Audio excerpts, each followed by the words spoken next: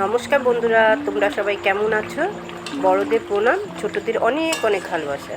Hotchpotch রান্নাঘরে চটপট আমি আরেকটি রেসিপি নিয়ে চলে এসেছি, তোমরা দেখতে থাকো। চলো দেখো আজ আমি কি বানিয়েছি তোমাদের সাথে শেয়ার করি।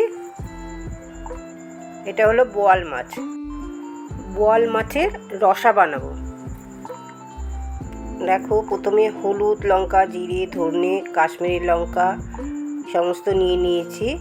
1 চা চামচ হলুদ, 1 চা চামচ জিরে, 1/2 চা চামচ ধনে, 1/2 চা চামচ লাল লঙ্কার গুঁড়ো আর 1 চা চামচ কাশ্মীরি লঙ্কার গুঁড়ো নিয়ে নিয়েছি। জলে ভিজিয়ে রাখলাম মশলাটা। এবারে কড়াইতে তেল দিয়ে কড়াইটা ভালো করে গরম করে নিয়ে, তেলটাকে ভালো করে গরম করে নিয়ে তারপরে দেখো চাপা দিয়ে দিয়ে ভাজতে হবে, নাহলে কিন্তু একদম চোখে মুখে ছিটে একদম যাচ্ছে তাই অবস্থা হয়ে যাবে। এই ঢালটা তোমাকে আগে নিয়ে নিতে হবে মাছটা ছাড়ার আগে। এই চাপাটা দিয়ে দিয়ে তোমাকে ভাজতে হবে। দেখেছো তো চাপার গায়ে কীরকম তেল ছিটে লেগেছে। এবারে গ্যাসের ফ্লেমটা একদম লো করে দিয়ে এবারে আমি মাছটাকে উল্টে দিচ্ছি। মাছটা যখন ছাড়বে তখনও গ্যাসের ফ্লেমটা একদম লো করে দেবে, তাহলে ছিটে লাগবে না। এইবারে তুমি গ্যাসের ফ্লেমটা বাড়িয়ে মাছটাকে ভেজে নাও।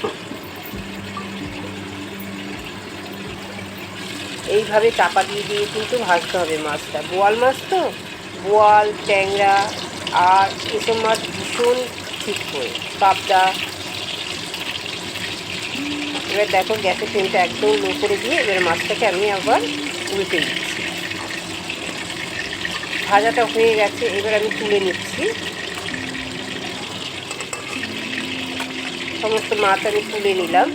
এবার গ্যাসটাকে আমি আবার লো করে দিলাম, দিয়ে এবারে মাছগুলো দিয়ে দেবো। মাছগুলো এবারে আবার আমি চাপা দিয়ে দিয়ে ভেজে নেবো। ব্যাস ভাজা হয়ে গেছে। এবারে আমি 1 টুকরো দারচিনি, 2টো লবঙ্গ আর 2টো এলাচ দিয়ে দিলাম। 1/2 চা চামচ গোটা জিরে দিয়ে দিলাম, একটা তেজপাতা ছিঁড়ে দিয়ে দিলাম। এইবারে যতক্ষণ না সুগন্ধ বেরোবে ততক্ষণ একটুখানি নাড়াচাড়া করতে হবে। এবার আমি 2টো কাঁচা লঙ্কা চিড়ে দিয়ে দিচ্ছি।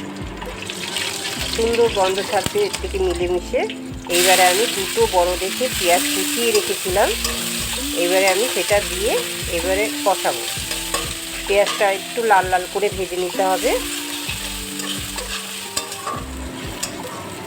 দেখো লাল করে ভাজা হয়ে গেছে। আর হ্যাঁ, এর মধ্যে আমি 3 কো আর কি রসুন দিয়ে দিয়েছিলাম, একবারে কুচিয়ে নিয়েছি।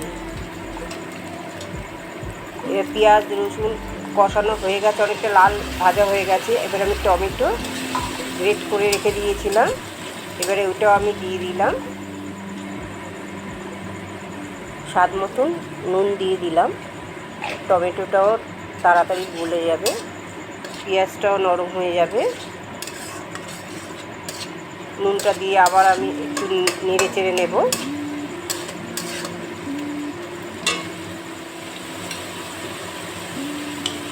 এবার আমি মশলাটা গুলে যে রেখে দিয়েছিলাম সেই গোলা মশলাটা দিয়ে দিচ্ছি। এবার ভালো করে কষিয়ে নিতে হবে। 1 চা চামচ আদা দিয়ে দিলাম।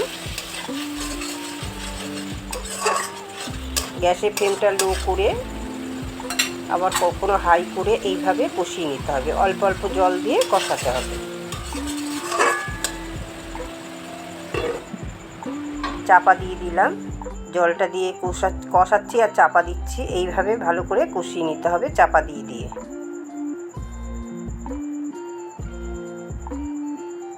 গ্যাসের ফ্লেমটা বেশি বাড়িয়ে রাখলে চলবে না, মিডিয়াম করে চাপা দিয়ে দিয়ে কষাতে হবে।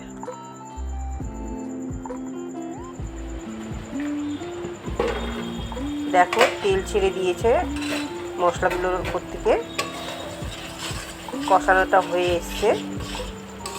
এইভাবে কয়েকবার চাপা দিয়ে দিয়ে অল্প অল্প জল দিয়ে দিয়ে কষিয়ে নিতে হবে।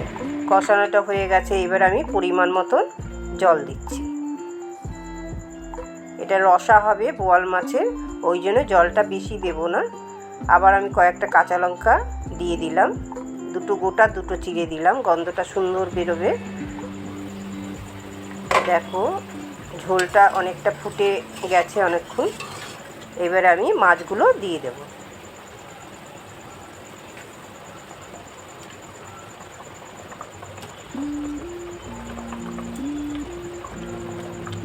এই বোয়াল মাছের রসা অসাধারণ লাগে বন্ধুরা, তোমরা একবার বাড়িতে এইভাবে বানিয়ে খেয়ে দেখো।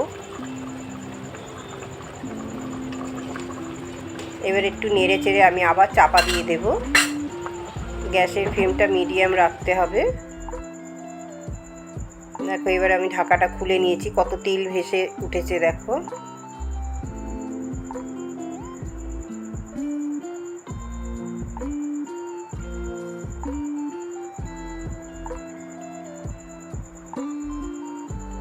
এবার আমি আবার চাপা দিয়ে দিয়েছিলাম। এবারে তুলে নিয়ে ঢাকাটা তুলে আমি গরম মশলার গুঁড়ো দিয়ে দিলাম পরিমাণ মতন, দিয়ে একটু নেড়ে চেড়ে এবার আমি চাপা দিয়ে দেবো।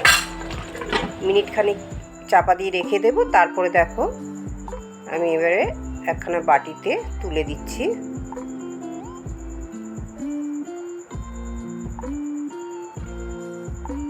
এইভাবে রান্না করলে খুব ভালো লাগবে বন্ধুরা। তোমরা সবাই খুব ভালো থেকো, সুস্থ থেকো। আমার এই রেসিপিটা যদি তোমাদের ভালো লাগে একটা লাইক, শেয়ার, সাবস্ক্রাইব করে দিও। নতুন বন্ধুরা যারা তোমরা দেখছো তারা সাবস্ক্রাইব করে অল বাটনটা প্রেস করে দেবে। আমি যখনই নতুন ভিডিও আবার ছাড়বো তখন সবার আগে তোমাদের কাছে পৌঁছে যাবে। এর পরের দিন তোমাদের কাছে আরেকটি নতুন রান্না নিয়ে চলে আসবো। তোমরা সবাই খুব ভালো থেকো, সুস্থ থেকো। শেষ অবধি দেখার জন্য অনেক অনেক ধন্যবাদ।